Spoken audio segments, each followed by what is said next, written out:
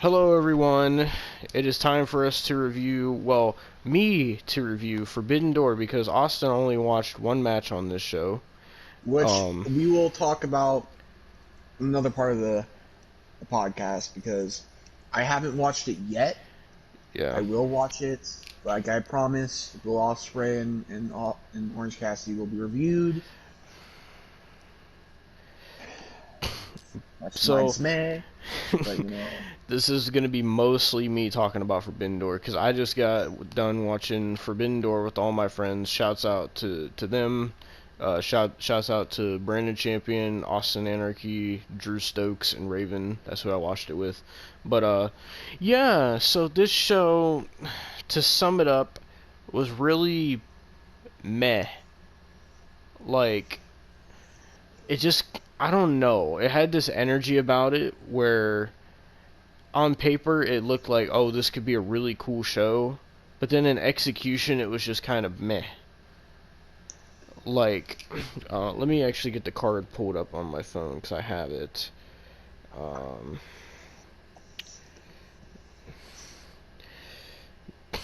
Alright, so we did watch a little bit of the buy-in, but none of that shit mattered. I really didn't pay attention to it, so I'm not going to talk about it. They had like 3 or 4 matches on there. Did not give a single fuck. Don't know why anyone cares to watch the Why buy-in. was there 3 or 4 matches on the buy-in? What the fuck? Oh, they had a tag team match. They had 2 one-on-one matches and an 8-man tag. Why? That's not a pre-show or a buy-in. It was a buy-in. Because it was on YouTube. It said Forbidden Door buy-in.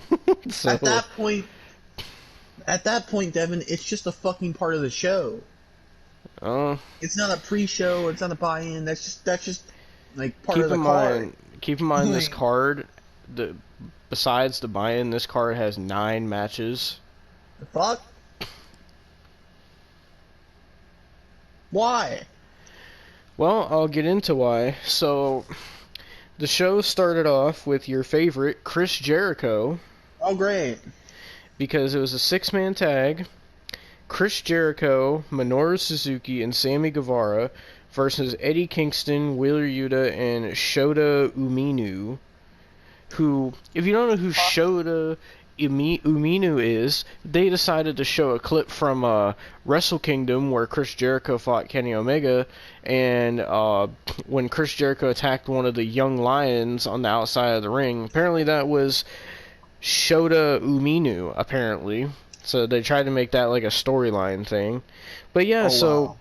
The point of this match was the winning team will get the man advantage at Blood and Guts, because at Blood and Guts on Wednesday they're doing the Jericho Appreciation Society versus the Blackpool Combat Club in a Blood and Guts match.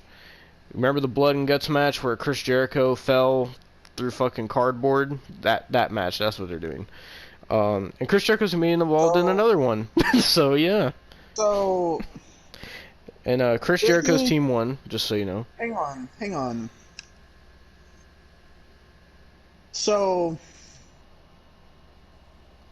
Bryan Danielson's injured. Yep. Who's all going to be in that Blood Guts match? Like, I know, because if I'm counting, Blackpool Combat Club should only be 3 people if Bryan Danielson is injured. Well, doesn't that match supposed to have 4 people? Oh, it has like both teams have like 6. Huh? Yeah, I'll get to that at the end because who's the part of Blackpool Combat Club then? Well, it's well, I'll have to look up the fucking graphic of it, but I'll explain it later. So, Team Jericho won that match. Didn't watch much of it because A, I didn't really care to, and B, because first of all, I got the only 2 ways to watch this show was on Fight TV or Bleacher Report. Those are the only places you could watch it at, unless you tried free streaming, and me and my friends decided, hey, we'll all chip in and buy the pay-per-view, whatever, right? So we buy it on Bleacher Report. Not only was I required to sign up for Bleacher Report's fucking stupid-ass newsletter, so now I'm going to get emails from Bleacher Report. Not only does Bleacher Report have my debit card and banking information, but this show cost $50, and this shit, you think Peacock is bad. This shit kept closing the stream. I counted 47 times. I had to reload the entire app because, first of all, I buy the son of a bitch, and then I go to play it on my PlayStation and it keeps saying, oh, error, failed to load player, reload your player. It would not fucking work. So then I had to fucking AirPlay it to my TV from my iPhone. And some people might be saying, oh, well, it's just your iPhone. No, because Bleacher Report has a live chat on their events, and I was not the only. Everybody in this chat was having this problem with Bleacher Report. It's so bad. And there were people trying to defend Bleacher Report. They're like, oh, if you're going to sit here and cry about it, why don't you just ask for a refund? I'm gonna. Oh, no. Motherfucker, I'm gonna. This was so bad. It kept turning captions on when I didn't even press any buttons. It kept closing. It kept lagging. It kept freezing during matches. It kept skipping ahead. It kept fucking going to a black screen. Every fucking issue that you could have, this had. This was so bad. Fuck you, Bleacher Report. Not only fuck you because of that, fuck you because your stupid-ass fucking newsletter, and fuck you because of the stupid bullshit-ass articles you put on your site, too. Stupid fucking cunts. Anyway, I'm never using Bleacher Report again. Fuck Bleacher Report. If I ever buy an AEW pay-per-view again, it will be on Fight TV. Fuck you, Bleacher Report. Rotten fucking hell. Anyway, moving on to the second match of the night, which was... Actually, I'm trying to remember which one it was. Between one of these two... Hold on. Okay, so the second match was... Oh, the second match was the Young Bucks match. So, it was the Bullet Club of the Young Bucks and some Japanese guy, I don't know his name, versus, well, simply this team is called Dudes with Attitude. And if you're curious who this team is, it's some Japanese guy from New Japan and Darby Allin and Sting. And apparently they're called Dudes with Attitude. This match was really not good. There was one spot where, first of all, it starts off where the screen goes black, and then they start doing some weird camera angles like it's fucking WCW, and they make it look like Sting's about to drop from the rafters. And then this man, this 60-year-old fucking Sting, dives off the fucking stage onto everyone. Not only that, there was a garbage spot in this match where, the Young Bucks kept hitting super kicks, already annoying, but there was a spot where Sting was going to go for an outside dive, so the Young Bucks and their tag partner, all three get in the ring, and they hit a triple super kick on Sting. And when I tell you, this looks so fucking terrible. Oh, but don't even worry about the super kick, because when we get to the Adam Cole match, you're really going to hear me harp on that. That was fucking bad. Anyway, yeah, this match sucked. The Young Bucks are the AEW Tag Team Champions, if you didn't know, because of Jeff Hardy. So there's that. But yeah, so I believe it was. You know what? I don't even remember who won this match. Fuck it, I don't care enough. Oh God. But yeah, so the next match after that was a Fatal 4-Way for the brand new AEW All Atlantic Championship, which the title looks really weird, by the way. It was... Oh, well, I found out who won the main event. Yep.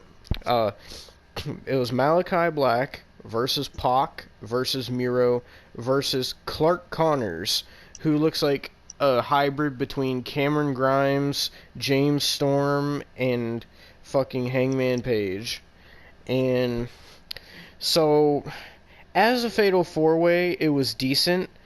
Pac won, thankfully. They finally gave Pac a championship after 3.5 years. Pac finally has a championship. Yeah, not much really to say about that match other than it was alright. It was a good fatal 4-way, and Pac was the right man to win. He finally has a fucking championship. I'm happy about that. You know that's the first title he's won since he was Cruiserweight champion in WWE? I do, yeah. Yeah.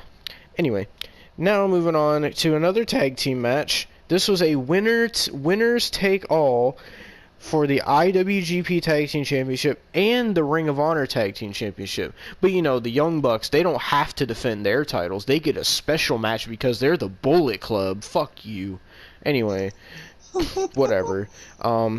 So it was FTR versus Jeff Cobb and Grado Khan versus Roppongi Vice.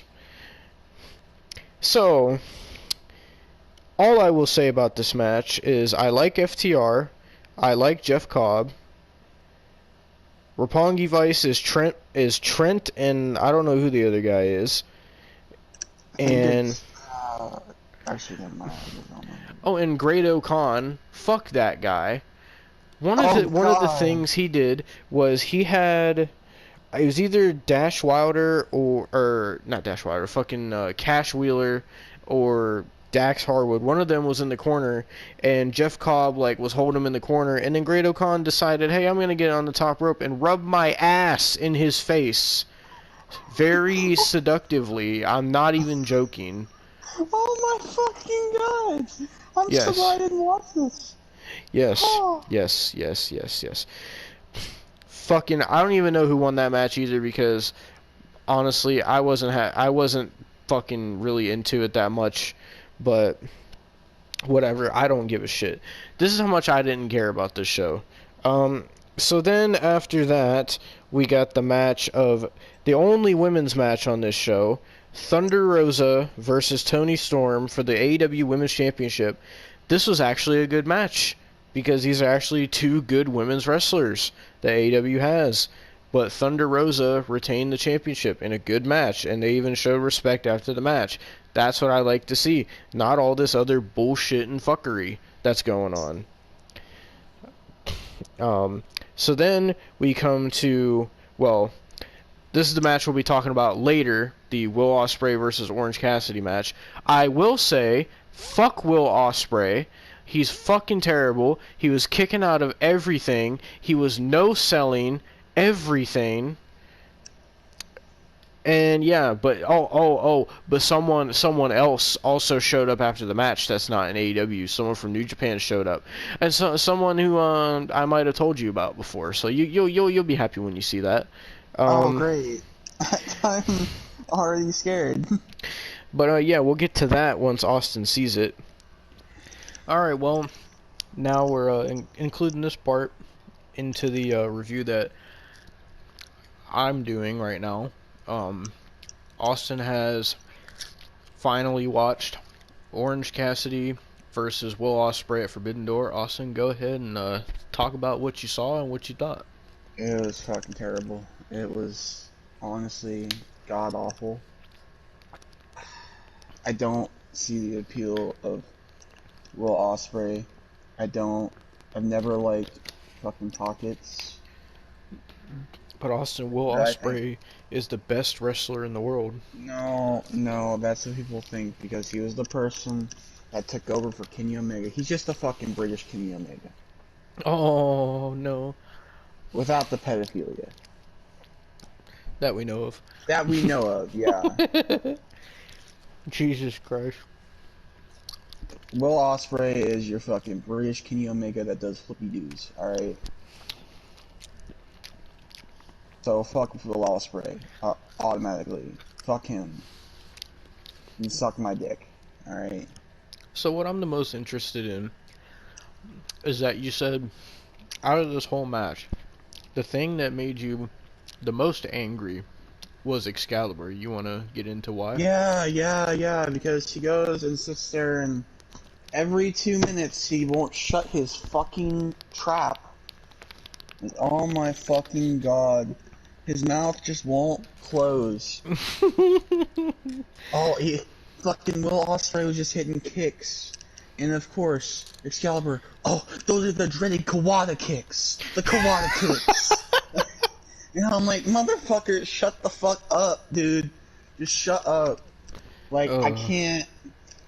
And then fucking, like, Jim Ross will say something like, he'll be like, this is a certain move.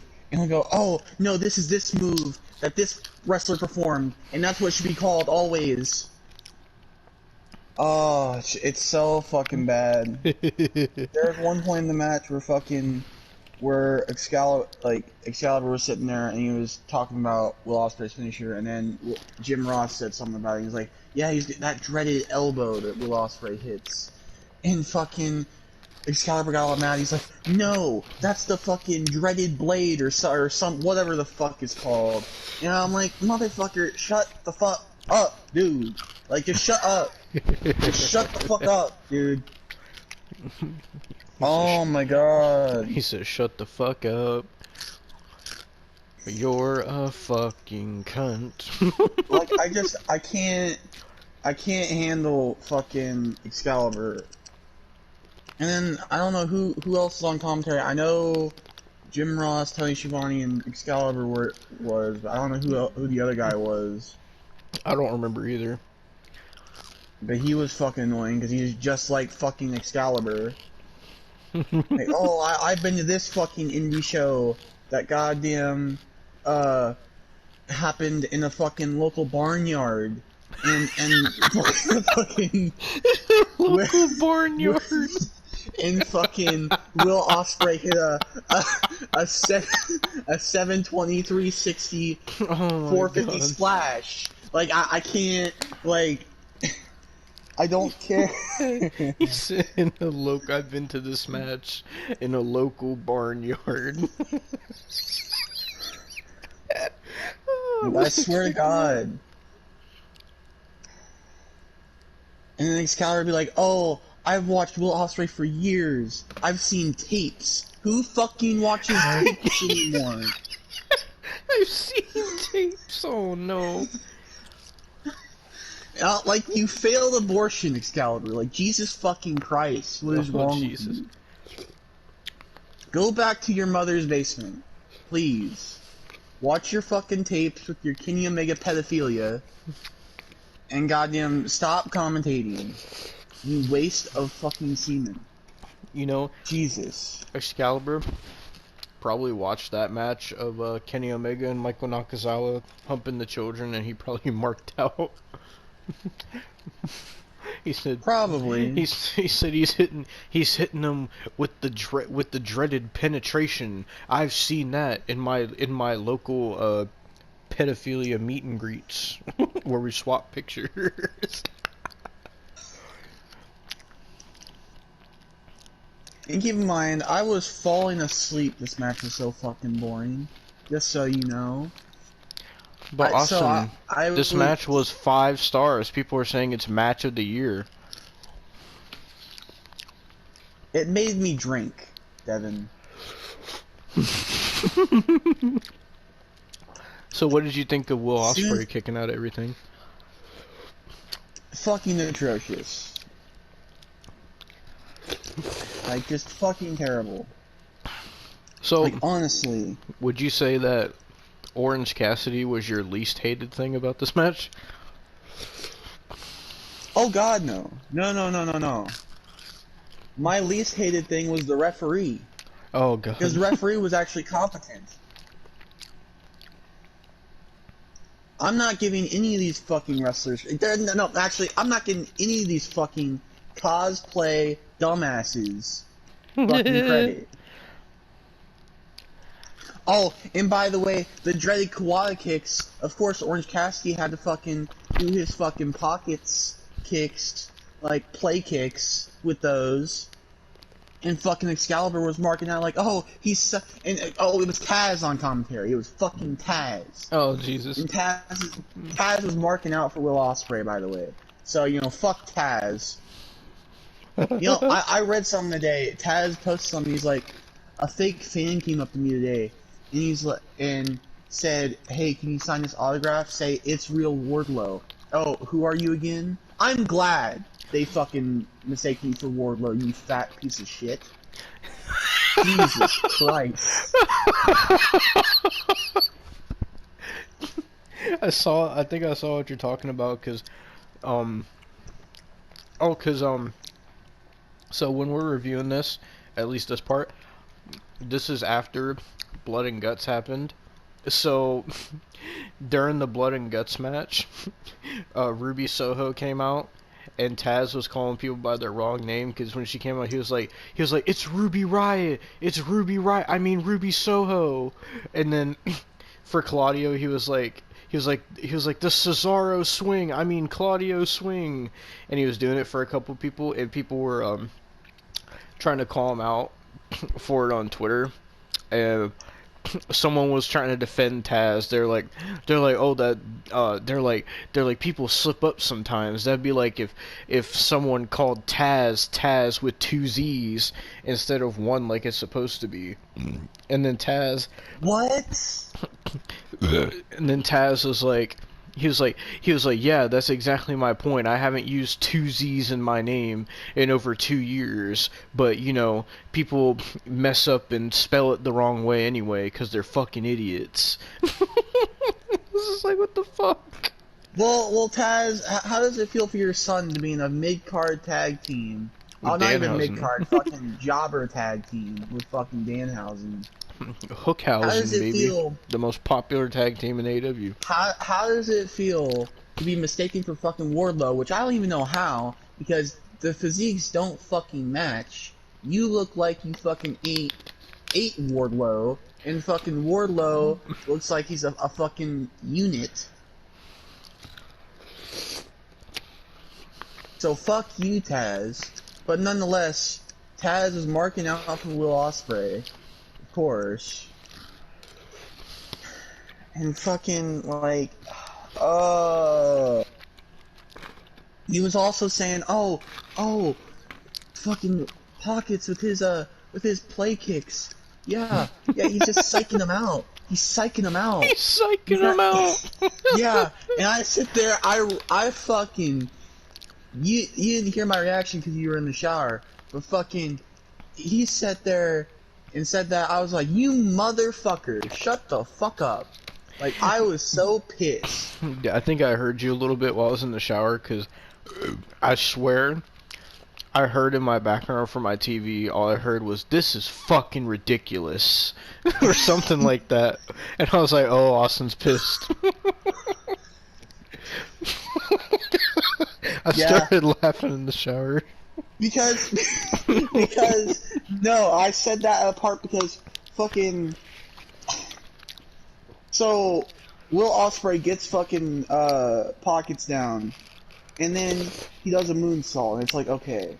Then he goes and does a fucking, like, rolling thunder, and then he gets right back up, does a whisper in the wind, and then he fucking finally goes for something else like a Phoenix Splash, and fucking Orange Cassidy counters it.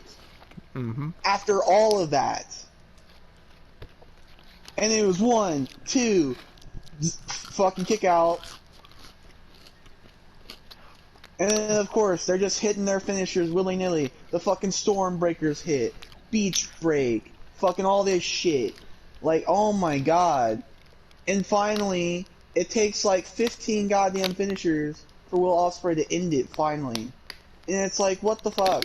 And of course, they keep cutting the fucking, Juice Robinson, which I don't give a fuck about. Did you see who came out after the match? Yes, I'm about to get to that. So fucking, the United Fuckery is beating the shit out of Pockets. United Fuckery! And goddamn, fucking, some random fucking Mark's music's hitting, and everybody's marking out. I have no fucking clue who this is. And fucking, it says Shibata. And I'm like, who the fuck cares? Honestly. And of course, fucking Tony Schiavone and Excalibur. No, it wasn't Tony Schiavone. It was Excalibur and the other guy. Taz. And, because there was 5 commentators. Oh, yeah. I don't remember the other guy's name. Yeah, and they're both like, oh my god, somebody has a sign in the crowd that says if they see Shibata, they'll cry, get them some tissues. And I'm like, fuck off. Like, oh my god, Shibata. Who the fuck is Shibata? Oh, you don't know who Shibata is? No! Oh, I'll tell you who Shibata is. I don't know who the fuck he is. So Shibata is from New Japan, and Shibata Obviously. is famous for excuse me. Shibata is famous for headbutting people as hard as he can, and so he did it so much so that he gave himself a brain aneurysm and almost killed himself. And he almost had this, like, he almost died, and two, he almost couldn't walk anymore, and three, he almost retired from wrestling, but then he came back. So that's who Shibata is. Like, he would literally, I shit you not, I've seen clips of it, like, he would literally just headbutt somebody as hard as he could, like, as hard as he possibly could, just headbutt him, like, for no reason.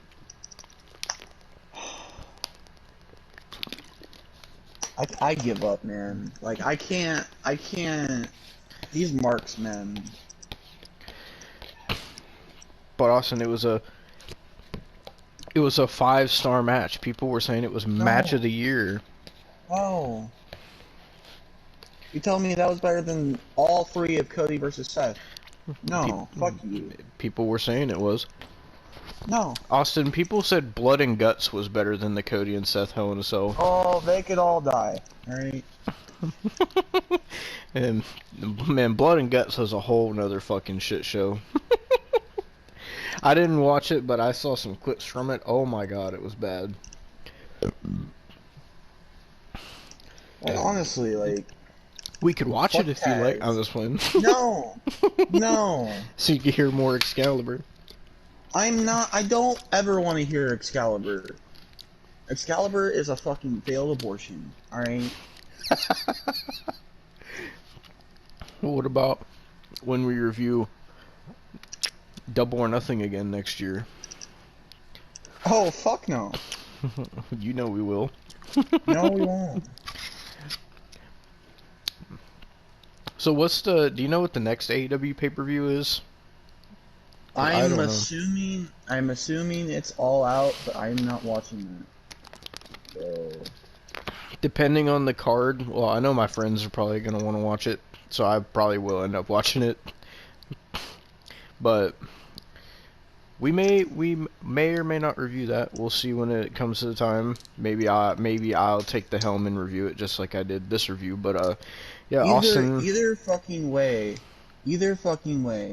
Will Ospreay is one of the worst fucking competitors in a wrestling ring I've ever seen.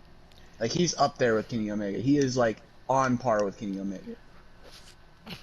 And that's fucking saying something. Well, speaking of Kenny Omega, I was gonna save it for the podcast, but I saw, because this might actually make you happy. Oh, I saw it too. If it's what I think it is. Because I saw Kenny Omega said, like, if he gets another injury, that he's gonna retire. I think. No, he said setback. So that could be anything. Well, yeah. I assumed it was injury. We could get Chris Hansen to investigate him. All right. Yeah, just buy a cameo from Chris Hansen and tell him to investigate Kenny Omega. But yeah. Is there anything else you want to say about this 5-star classic that people are calling it? Negative 5 stars. Boston, people said Will Ospreay is the future of the wrestling business. In fact, I saw people saying that Will Ospreay is a better wrestler than AJ Styles, Cody Rhodes, and Seth Rollins. Yeah, those people must be on some fucking K2, dude. Fucking K2. Jesus Christ. They can go back and watch their fucking Back to the Barnyard wrestling and their goddamn Oh, they also Fucking. said that Orange Cassidy is a main event star. Just let that sink in. Alright, sorry, they're on K2, crack, cocaine, and meth at the same time. Like, I shit you not, after this match happened, I scrolled through Twitter, and all I seen was people like, that match was amazing. That match was so good. The storytelling was so amazing. And they're like, Will Ospreay is so amazing. I wish he would be AEW World Champion. Oh, Will Ospreay is the greatest wrestler ever. Orange Cassidy should have won that match. Orange Cassidy should be AEW World Champion. Like, that's all I kept seeing. And they're like, man, Forbidden Door was so much better than Double or Nothing, and they're like, AEW has been putting on all the classics this year. Shit. Well, to end it off, I'm gonna say this: the match was terrible. Will Ospreay, you're a daft cunt. And Pockets, please drown yourself. Don't forget about Excalibur. Oh yeah, Excalibur, please. And I say this with a heavy heart and a smile on my face. Die in a hole. Oh, also something I forgot to mention on the review is that for this whole show, besides like Justin Roberts, they also had a Japanese announcer. I don't know if he was from New Japan or not, or if they just had him as like a translator. But when I tell you, this man put in so much more effort into announcing than Justin Roberts. The only person that Justin Roberts gave a fuck about to announce was Jon Moxley. That's it. But this Japanese announcer was putting... Oh, there goes Austin. Oh, Jesus. Excalibur took his internet down. Oh, Jesus. Oh, no. Oh, God. It always kills me when that happens because it's at the most random time. It's always at the most random fucking time. But fucking AEW must have struck down Austin for hating on this match. I hope he's gonna come back. Oh my god. Alright. I think the fucking AEW fans or Tony Khan took Austin's internet out for talking shit about that match. Well, they can go fucking drink cyanide. Did Tony Khan take out your internet just like he took down JD from New York's fucking Forbidden Door review? Tony Khan could go fucking... But Austin... Omega's pedophile dick, alright? But Austin, did you see how Tony Khan was crying while he hugged Cesaro? Yes, because he's a pussy. But Austin, that shows that he's a loving and caring owner. He loves his talent. He loves to pleasure himself by watching his talent wrestle. Wouldn't you love to get a hug from Tony Khan? I want to punch Tony Khan. Alright. Oh God. Come on, Austin. You know Tony. What would you do if Tony Khan hugged you like that? He just started crying. I would drop him on his fucking neck. That's what I would do. Alright, well. His neck would be in like 4. Alright. He would look like fucking Kurt Angle. Oh, right now. God. He said. Except he wouldn't be able to fucking win a goddamn Olympic gold medal. He'd be able to fucking be in a goddamn wheelchair because he's fucking crippled. He said, I saw that match down at the local barnyard. I still can't get over that. Fucking local barnyard. Oh man. Well, Or who knows? Who knows? Maybe they can go to the fucking local Disneyland next because you can go anywhere now. Fucking Joey Ryan. well, I was about to outro this, but we're just gonna continue with the rest of the review. So let's get back to me talking shit about the rest of the show. So yeah, without further ado, me, take it away. Then we come to the Zack Saber Jr. versus Mystery Opponent match. Now, this match was supposed to be Zack Saber Jr. versus Bryan Danielson, but he's hurt, so his replacement was in this match. So they had Zack Saber Jr. come out first, and then they start playing this music, and the crowd starts marking out, you know how AEW fans do. And we see on the Titantron it says Claudio Castagnoli. So Cesaro is all elite. And he was wearing like this weird attire, he's wearing tights. He looks fucking jacked though. He fucking towered over Zack Saber Jr. This was a really good match. This was probably the best match on the show, honestly. Like, Zack Saber Jr., I've been on him in the past, but he was really good in this match against Claudio. It's going to be weird having to call him Claudio now. But I've always liked Zack Saber Jr., so I'm not surprised. Yeah, this was by far the best match on the card. But Claudio got the win like he should. One thing I was fucking pissed off about in this match, though, is I texted you about it, is this match started, right? It started, and Claudio immediately hit a neutralizer, and Zack Sabre Jr. kicked out at 1. That pissed me off. Because it's like, why? But apparently Claudio is back to doing his old finisher, which is the, hold on, I gotta see what it's called real quick. It was the Ricola Bomb. Apparently that's what his finisher was back on the Indies when he was Claudio Castagnoli. So apparently that's his finisher in AEW now, not the neutralizer. Isn't it like that, fucking... It's like a straight jacket powerbomb. Yeah, yeah. But yeah, this match was really good, really, really technical. And yeah, best match on the show. So then we come to the 2 last matches. Now it's time to get to the Adam Cole match.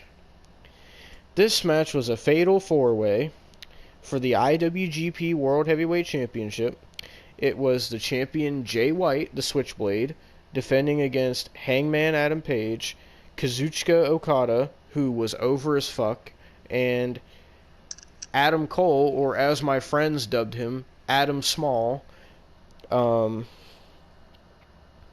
So let me just go ahead and say something about this match. As a fatal 4-way, it was okay, but my god, the amount of fucking finishers in this match. Specifically, my hatred goes towards Adam Cole, and I know people are going to be like, oh, Adam, like, you know, the bullshit where people are like, oh, Adam Cole's the most overhated wrestler in history, and, oh, you're body-shaming Adam Cole, and, oh, Booker T, you're a bully, oh, this, oh, that, oh, this, and, oh, Adam Cole is one of the greatest wrestlers in the... Shut the fuck up. I cannot stand this guy. I absolutely cannot stand Adam Cole anymore. All my friends that used to be Adam Cole fans, they can't stand Adam Cole anymore. Fucking, oh my god. And apparently he was working this match hurt too. The finish was so bad. So, you know, fucking, I don't like Hangman either. The match was okay. Hangman kept hitting buckshot lariat after buckshot lariat.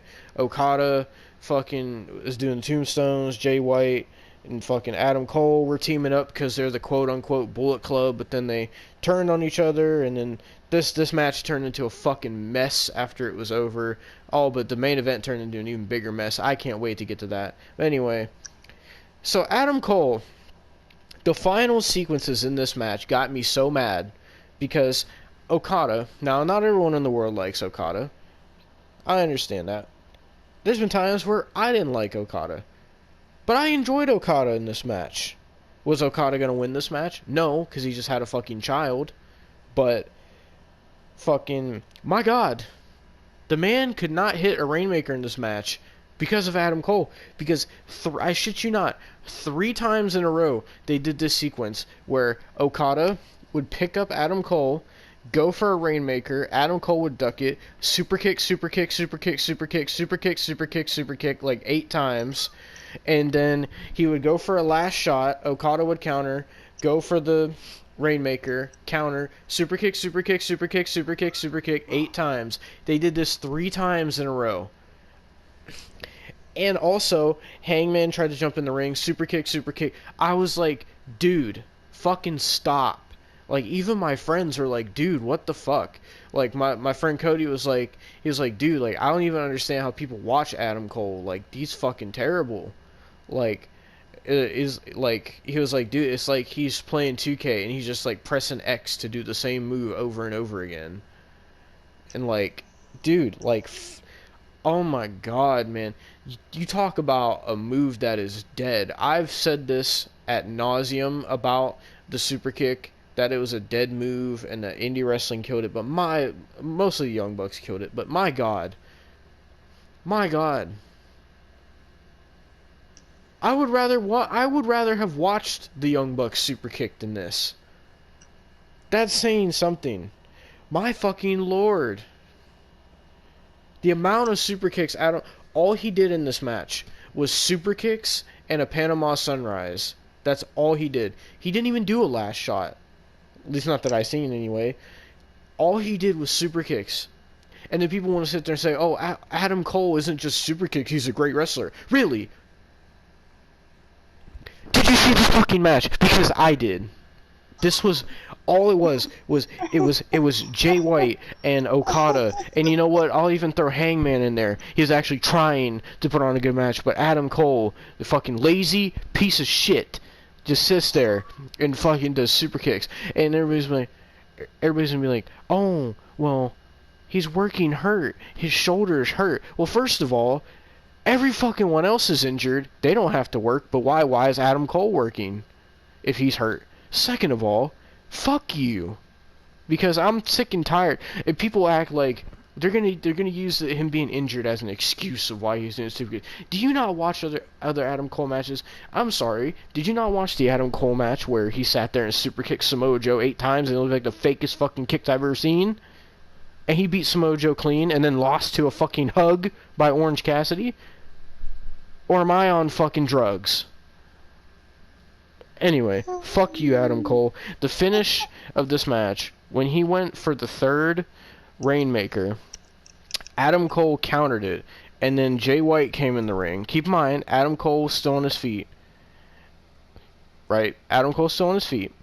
Jay White comes in, grabs Okada, hits the Switchblade or whatever he calls his finishers, basically the Sister Abigail, and then Okada rolls out of the ring, and I shit you not, Adam Cole lays down and takes the pin. It was so bad. All my friends could not believe it. It was so bad. Most of the match God. was I think I found it. I think I found what you're talking about. Give me a second. Yes, I'm not joking. He literally, he hits the move on Okada and then pins Adam Cole. Like, Adam Cole just countered a move. Nothing happened to him. I'm watching it right now. He literally just laid down and took the pin. And everybody's like, oh, he's hurt, he's hurt, he's hurt. You could have at least had Jay White do a finisher on him. You could have at least had Jay White do a finisher on him and make it believable. But no. Are you fucking...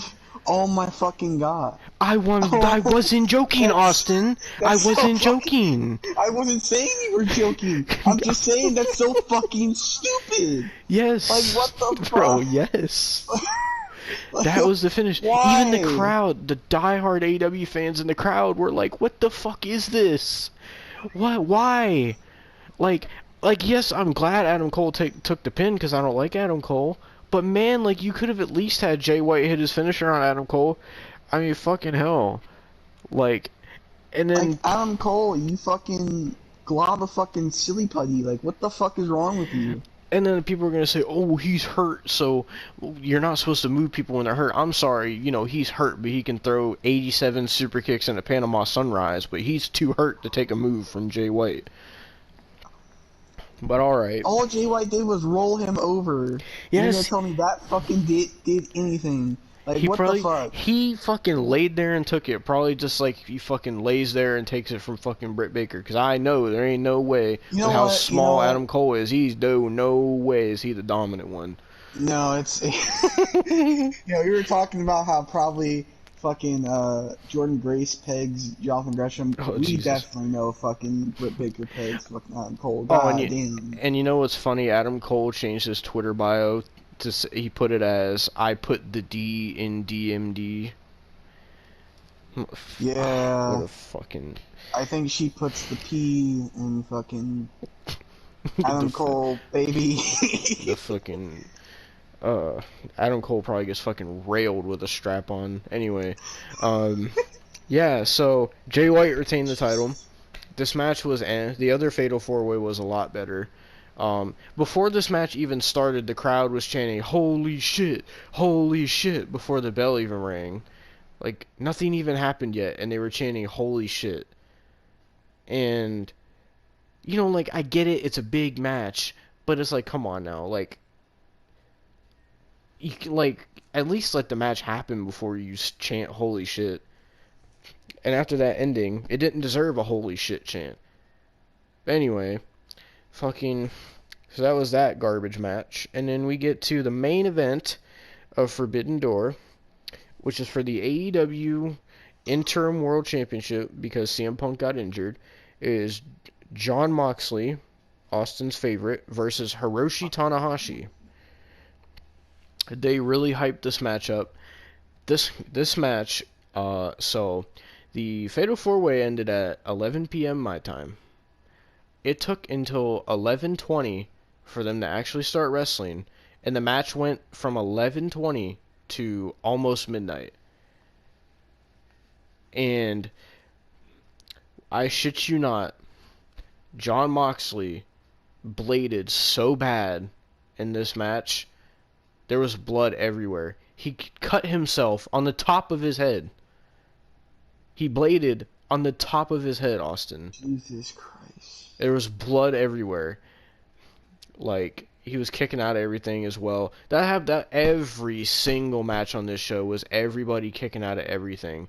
People taking finisher after finisher and after finisher after finisher and kicking out. This fucking show was just a finisher fest. Honestly.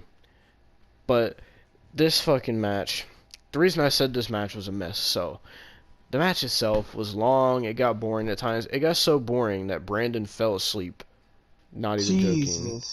And so, then, Jon Moxley wins, and Jon Moxley is now a 2-time AEW World Champion.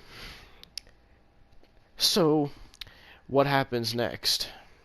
From the grave, Chris Jericho runs out with somebody from the Jericho Appreciation Society, and they start jumping Moxley and Tanahashi. Are you telling me they're doing fucking Moxley and Jericho again? No, this is build up for the blood and guts. That's why I said I'm getting to this. So Jericho and whatever guy that's in the fucking Appreciation Society, they start jumping Tanahashi and Moxley, right? So then they're jumping them, and then fucking I think it was Wheeler Yuta and someone else came out, and they started fighting them off, and then this started getting on some WCW shit, because then the Jericho Appreciation Society ran out and started jumping everyone, and then the rest of the Blackpool Combat Club came out, and it was this big-ass brawl, and then once again they hit his music, and Claudio Castagnoli comes out, because he's the newest member of the Blackpool Combat Club, and so all this bullshit is going on with this fucking brawl. Like, a lot of the punches they were doing looked fake as hell as well, and all this brawling was going on, and then fucking Claudio sat there and I'm trying to remember who he was spinning around, but he spun him around for literally like 25 rotations. Like, if AEW does not make Claudio a world champion, they are really fucking wasting talent. Honestly. You know, Austin, everyone said, oh my god, Keith Lee is going to be such a game changer. You want to know where Keith Lee was? On the buy-in. Jesus. He was the second match out there on the buy-in. You don't know what else they did on the buy-in? You know who else was on the buy-in? Lance Archer. Oh, He fought man. Nick Camarado. You know who else was on the buy-in? The Gun Club. They were on the buy-in. Was Danhausen on the buy-in again? Yes, they fought the Gun Club. I was joking. I was fucking joking, Devon. I'm not. Literally, hold on. I'm about to look up what match it was. Hold on. Oh god, dude. AEW. Yeah, they posted the official Claudio Castagnoli is All Elite. Okay, so it's FTR that won that match. So FTR is Ring of Honor Tag Champs and IWGP Champs. So it was the Gun Club and Max Caster versus goddamn, like, they didn't fucking post. I know it was I believe it was Hookhausen and someone else. Hold on. AEW Forbidden Door buy-in matches. Buy-in, not buying, you stupid cunt. Fuck Google. Oh, guess what the first result is? Bleacher Report presents. And guess what? As soon as I open it, oh, you want to sign up for the newsletter? I already fucking did. I didn't want to.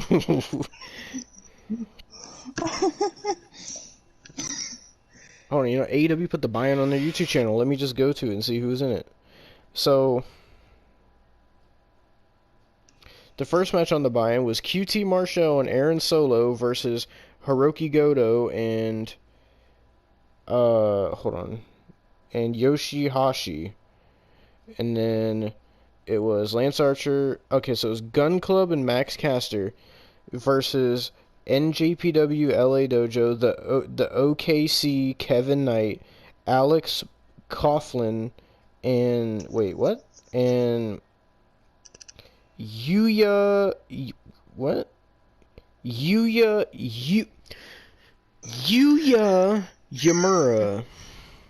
Oh, jeez. And Danhausen was involved with this because they started playing fucking Danhausen's Titantron, and they were playing some kind of fucking weird song, and then like Danhausen like distracted them. But yeah, so yeah, trash. Alright, well. So therefore, they were advertising after this mess of this brawl. They were advertising Blood and Guts, which is going to be on Wednesday, and it's going to be a Blood and Guts match. It's going to be the Jericho Appreciation Society versus the Blackpool Combat Club. Let me see if they posted who was in it. That way it'll make it easier on me. Did they fucking... Oh, please tell me they did. Please tell me someone did.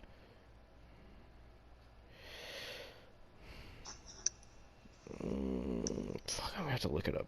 Motherfucker. AEW Blood and Guts match 2022. Never thought I'd be searching this shit.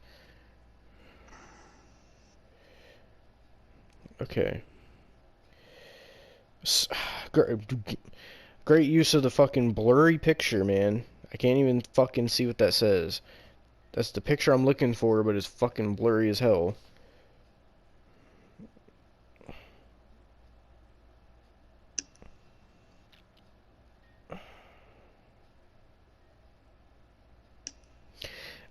Fuck. So basically, it's gonna be Jericho, Jake Hager, Sammy Guevara Um, I really can't fucking see who this is, man. It's actually fucking pissing me off. Hold on. Let me see if I can find a better picture so I can actually tell you who the fuck is in it.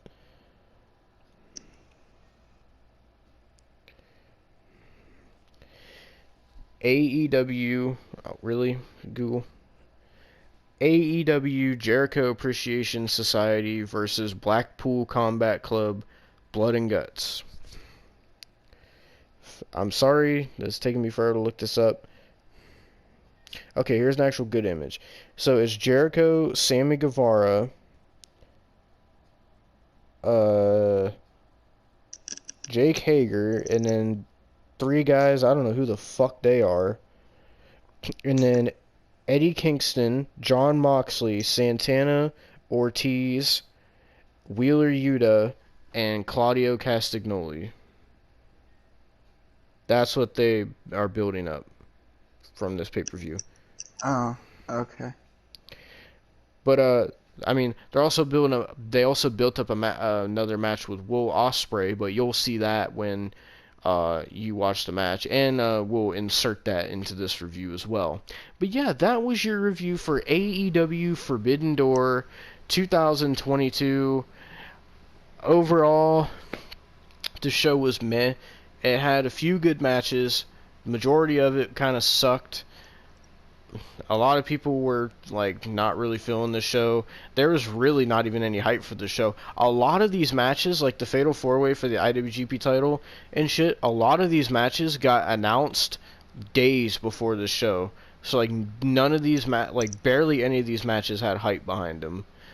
Like the booking was pretty bad behind this show. Not to mention most of the matches sucked too. But yeah, the AEW whatever Atlantic Championship match, that was good. Claudio Castagnoli versus Zack Saber Jr., definitely that's a match you should watch.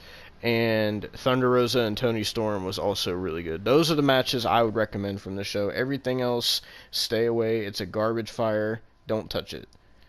And yeah, so that was Forbidden Door 2022. You have any thoughts you'd like to share before we end this, Austin?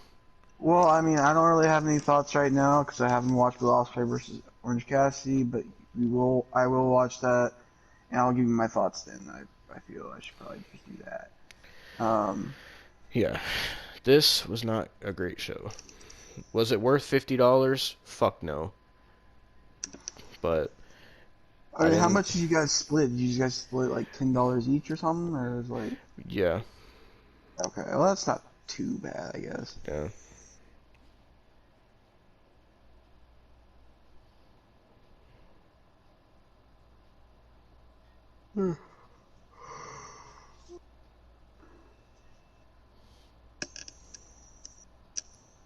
Well.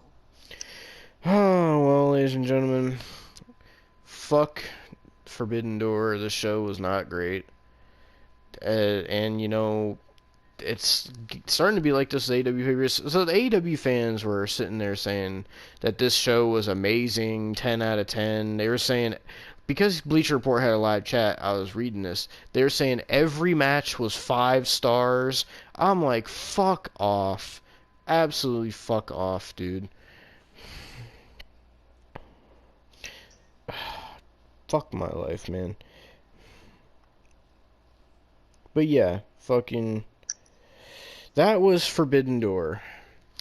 The next pay-per-view, at least in chronological order, that's happening that we're going to review after this is going to be Money in the Bank, because I think that's next week, right? From when we're recording this.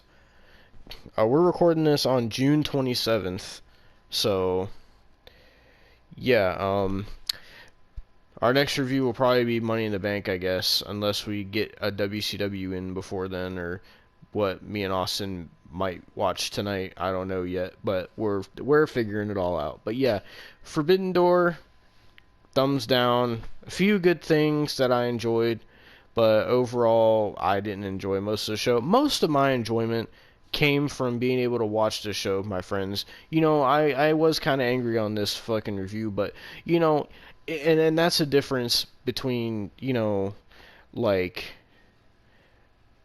me and like wrestling fans on Twitter, where it's like, you know, mostly AEW fans bitch and complain about everything on Twitter, and you know they just straight up won't watch whatever because they hate it so fucking much. But I'm the kind of person where, you know, even though I don't like AEW, I'm fine watching it if I get to, you know, like chill and watch it with my friends. Like that's fun for me. I can have fun watching it with a group of my friends. Does it mean I have to like it? No. All my friends, like, we all have different opinions with each other. We can all agree to disagree. Not everybody has to like everything like the AEW fans do, and not everybody has to hate everything like WWE fans do. So, you know, I will admit, yes, I was kind of angry on this review, only venting my frustrations, but I also did say that there was positives, and I did enjoy watching this show because I got to watch it with my friends. If I would have watched this by myself, I probably would have been bored out of my mind. But yeah, that's why I do want to shout out my friends, you know. But yeah, um, thank you for watching, and let's get back to the fucking podcast. Talk about something that's not fucking AEW.